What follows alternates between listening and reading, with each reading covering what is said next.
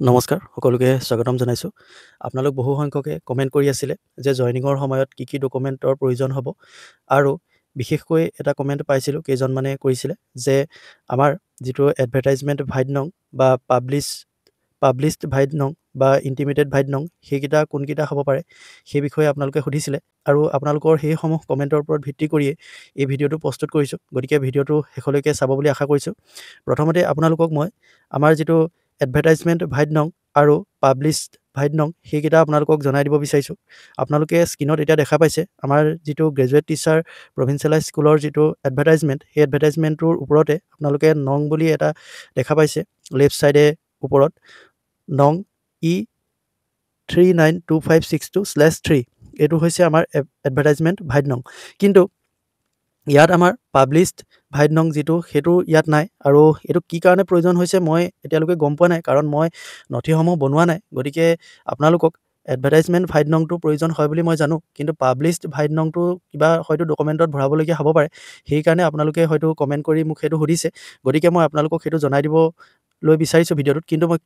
কিহত কোনটো ডকুমেণ্টত সেই পাব্লিছড ভাইড নং বা ইণ্টিমেটেড ভাইড নংটোৰ প্ৰয়োজন হ'ব মই সেইটো এতিয়ালৈকে গম পোৱা নাই। তথাপিতো আপোনালোকক সেইটো কৈ দিব বিচাৰিছোঁ আৰু সেইটো আপোনালোকে ইয়াত নাপায়। আমাৰ DSCৰ অফিচিয়েল ৱেবছাইটত যি এডেণ্ডাম আহিছিলে কিছুমান শুধৰণি কৰি পেলাই, সেই এডেণ্ডাম কেইটাত আপোনালোকে সেই যি পাব্লিছড ভাইড নং সেইটো পাব। গতিকে এই এডভাৰটাইজমেণ্ট কেইটাতকৈ আপোনালোকে যিটো এডেণ্ডাম এতিয়া আপোনালোকে স্ক্ৰীনত দেখা পাইছে, এই এডেণ্ডামটোত আপোনালোকে পাব্লিছড ভাইড নংটো পোৱাৰ লগতে আপোনালোকে এডভাৰটাইজমেণ্ট নাম্বাৰ বা এডভাৰটাইজমেণ্ট ভাইড নামটোৰ নাম্বাৰ দুইটাই পাব। গতিকে এই এডেণ্ডামটো আপোনালোকে লক্ষ্য কৰিব। এইটো প্ৰথমতে মই যিটো স্ক্ৰীনত দিছোঁ এইটো গ্ৰেজুৱেট টিচাৰ প্ৰভিঞ্চিয়েলাইজ স্কুলৰ বাবে আৰু ইয়াত এডভাৰটাইজমেণ্ট ভাইড নং আপোনালোকে নিজে চাই ল'ব। এইটো এডভাৰটাইজমেণ্ট ভাইড নংটো হৈছে E392562/3 আৰু যিটো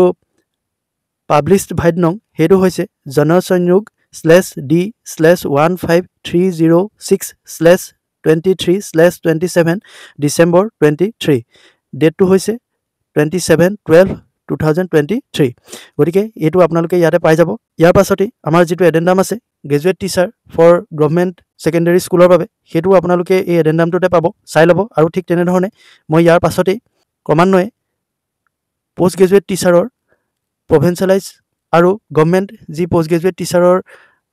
পোষ্ট আছিলে সেই অনুসৰি এডেণ্ডাম দুটা দি দিছোঁ। আৰু আপোনালোক সকলোৱে ইয়াতে নিজৰ যাৰ যিটো প্ৰয়োজন হয় এডভাৰটাইজমেণ্ট ভাইড নং আৰু পাব্লিছড ভাইড নং দুইটাই আপোনালোকে ইয়াতে পাই যাব। গতিকে মই graduate teacher, post graduate teacher এই গভৰ্ণমেণ্ট আৰু প্ৰভিঞ্চিয়েলাইজ দুইবিধৰে দি দিছোঁ। আপোনালোকে এইটো চাই ল'ব। মই এইখিনি পঢ়ি থকা নাই, পঢ়ি থাকিলে যথেষ্ট দীঘল হৈ যাবগৈ। আৰু আপোনালোকে যদি ভিডিঅ'টোত স্পষ্টকৈ ধৰিব পৰা নাই তেনেহ'লে আপোনালোকে DSCৰ অফিচিয়েল ৱেবছাইটলৈ যাব। গৈ পেলাই আমি য'ত আমাৰ লগ ইন আই ডি য'ত খোলোঁ সেই পেজটোৰে তলত আপোনালোকে দেখাই পাব এডভাৰটাইজমেণ্টৰ লগতে এডেণ্ডামসমূহো আছে। গতিকে তাৰ পৰা আপোনালোকে এইটো ডাউনলোড কৰি ল'লে আপোনালোকে তাৰ পৰা স্পষ্টকৈ এইকেইটা লিখি ল'ব পাৰিব। গতিকে তাৰ জৰিয়তেও আপোনালোকে তাৰ পৰাও সেইখিনি উলিয়াই ল'ব পাৰে। ইয়াৰ পাছতে আহিব আমাৰ GT আৰু PGTৰ যিসকল নতুন এপইণ্টমেণ্ট লেটাৰ যিসকলে লাভ কৰিছে তেখেতলোকে জইন কৰিবলৈ যাওঁতে কি ডকুমেণ্টৰ প্ৰয়োজন হ'ব সেই বিষয়ে মই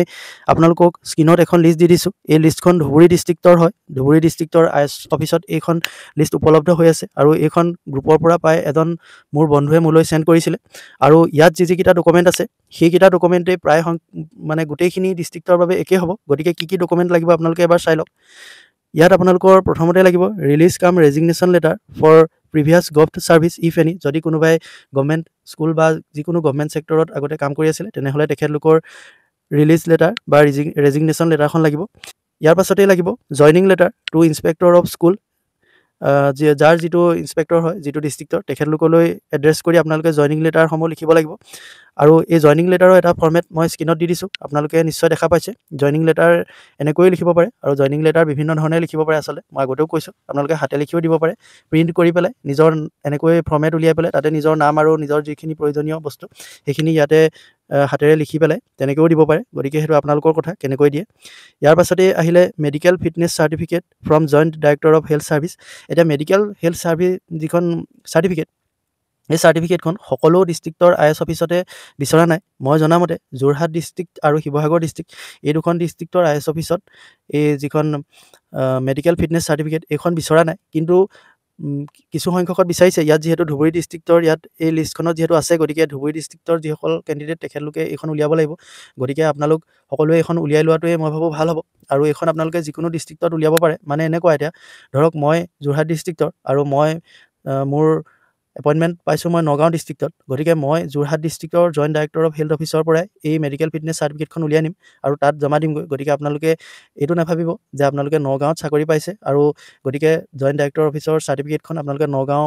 ডিষ্ট্ৰিক্টৰ পৰা উলিয়াব লাগিব তেনেকুৱা কথা নহয় আপোনালোকে যিটো ডিষ্ট্ৰিক্টতে আপোনাৰ সুবিধা সেইটো ডিষ্ট্ৰিক্টৰ পৰা আপোনালোকে উলিয়াই নিব পাৰে তাত কোনো অসুবিধা নাই ইয়াৰ পাছতে লাগিব আণ্ডাৰটেকিং বা এফিডেভিট যিটো স্মল ফেমিলি নৰ্মছৰ হয় সেইটো লাগিব তাৰপাছতে NPS আণ্ডাৰটেকিং লাগিব তাৰপাছতে অৰুণোদয় স্কীমৰ আণ্ডাৰটেকিংখন লাগিব এইটো আপোনালোকে কেফেলৈ গ'লেই পাই যাব তাত আৰু আপোনালোকে গুগলৰ পৰাও ডাউনলোড কৰি ল'ব পাৰিব এইটো যিটো আণ্ডাৰটেকিং হয় সেইটো আপোনালোকে ডাউনলোড কৰি বা প্ৰিণ্ট কৰি উলিয়াই ল'ব আৰু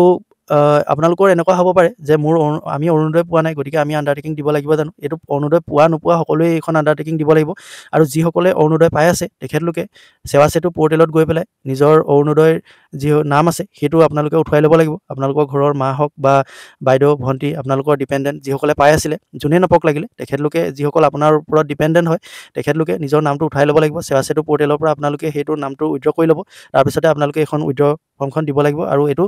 অৰুণোদয় পোৱা নোপোৱা সকলোৱে এই উইড্ৰ ফৰ্মখন দিব লাগিব ইয়াৰ পাছতে আছে নটৰাইজ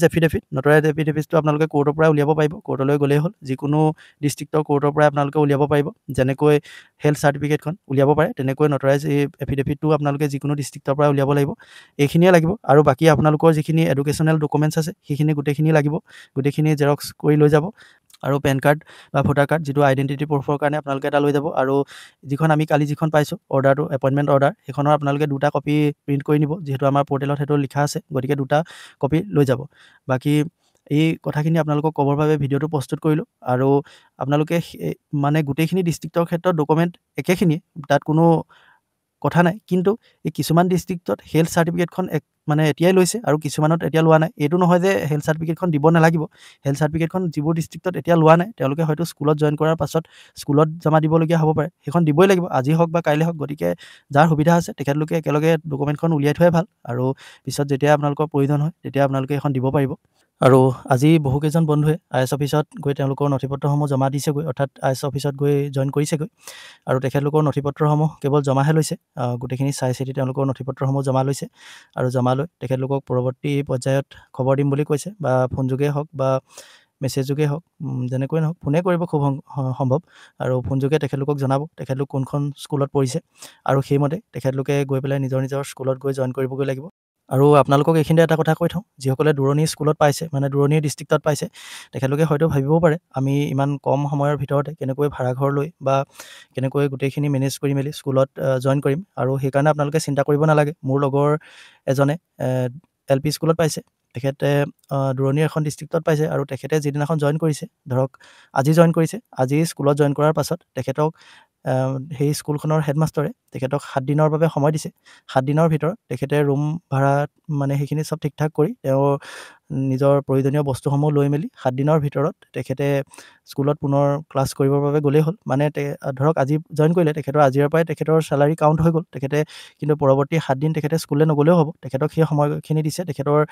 মানে যিখিনি থকা মেলাৰ ব্যৱস্থা সেইখিনি কৰি ল'বৰ বাবে গতিকে আপোনালোক সকলোৱে পাব আৰু এইটো সেই স্কুলখনৰ হেডমাষ্টাৰৰ ওপৰত নিৰ্ভৰ কৰিব তেখেতে কিমান দিন আপোনাক দিয়ে আৰু মেক্সিমাম 7 দিনে দিয়ে তাতকৈ বেছি বাৰু নিদিয়ে আৰু তাতকৈ হয়তো কিছুমানে 3 দিন দিব পাৰে কিছুমানে 4 দিন দিব পাৰে তেনেকৈ দিব পাৰে কিন্তু কেইদিনমান সময় আপোনালোকে পাব এটলিষ্ট আপোনালোকে 3-4 দিন সময় পাব আৰু এইটো মই জানো আগতে যিখিনি এডিআৰি পায় বেলেগ বেলেগ ডিপাৰ্টমেণ্টসমূহত এনেকৈ সময় দিয়ে বুলি কিন্তু স্কুলৰ ক্ষেত্ৰত সেই সময়টো দিয়ে নে নিদিয়ে মই জনা নাছিলোঁ কিন্তু স্কুলৰ ক্ষেত্ৰতো সেই সময়টো দিয়ে বুলি জানি ভাল লাগিছে কাৰণ আপোনালোকে গৈয়ে প্ৰথম দিনাই স্কুলত জইন কৰিয়ে প্ৰথম দিনাই ক্লাছ কৰিবলৈ অলপমান অসুবিধা হয় আমি যিহেতু মেণ্টেলি প্ৰিপেয়াৰো হৈ নাথাকোঁ আৰু দূৰণিৰ হয় গতিকে প্ৰথম দিনা স্কুলত জইন কৰাৰ পাছতে আমি ক্লাছ কৰিব নালাগে সেইদিনাখন আপুনি জইন কৰি গুচি আহিব পাৰিব আৰু সেইদিনাই আপুনি ওচৰত ক'ত ৰুম ভাড়া লয় কি কথা আপুনি স্কুলৰ পৰাই জানিব পাৰিব বা ওচৰত সোধা মেলা কৰি ক'ত যিসকলে দূৰত পৰিছে তেখেতলোকৰ কাৰণে কৈছোঁ তেখেতলোকে সেইখিনি চোৱা চিতা কৰি মেলি ৰুম ঠিক ঠাক কৰি মেলি আপোনালোকে এসপ্তাহ বা 4-5 দিনৰ পাছত আপোনালোকে পুনৰ ৰুম চুম লৈ চব ঠিক ঠাক কৰি মেলি স্কুলত ক্লাছ কৰিবৰ বাবে গ'লেই হ'ল গতিকে সেই ক্ষেত্ৰত একো অসুবিধা নাই এই সৰু ইনফৰ্মেশ্যনটো মই যিহেতু গম পালোঁ গতিকে আপোনালোকক দি থওঁ কাৰণ বহুতে এই বিষয়ে চিন্তা কৰি থাকে আৰু গতিকে আজিৰ ভিডিঅ'টো ইমানেই আছিলে আপোনালোকৰ যদি কিবা ক'বলগীয়া আছে তেনেহ'লে কমেণ্ট কৰি জনাব পাৰে আৰু আগলৈও এনেধৰণৰ ভিডিঅ' পাই থাকিবৰ বাবে চেনেলটো ছাবস্ক্ৰাইব কৰি ল'ব পাৰে। আজিলৈ ইমানেই, ধন্যবাদ।